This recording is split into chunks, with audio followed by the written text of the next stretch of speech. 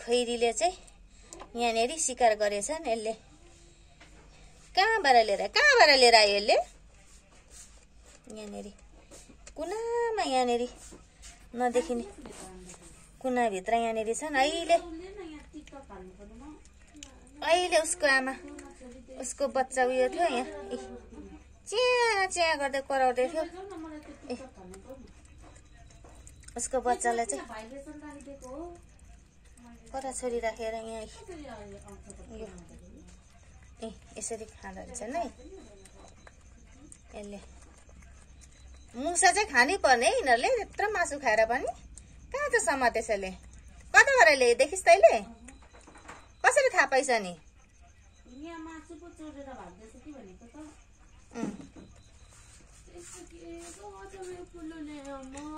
यहाँ त यसले उयो गर्छ अरे त नि। माथि त मलाई मागिरहेको छ यति त्यो ठुल्ठुलो चोक्ता देखेर होला कि। उता हेर्दा यसरी देखाइदे न मलाई यहाँ। खै देखाइदे न यहाँ। हेर्न यस्तो कुनाभित्र खाँदैछ यसले चाहिँ।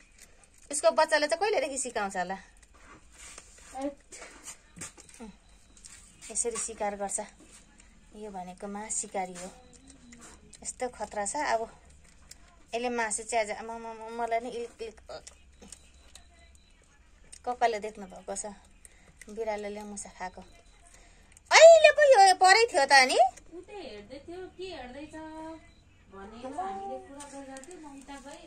सबै खाइसक्यो यसले। यो चाहिँ यो कुना यो नयाँ घर निर्माणबाट निक्लिँदैछ यो।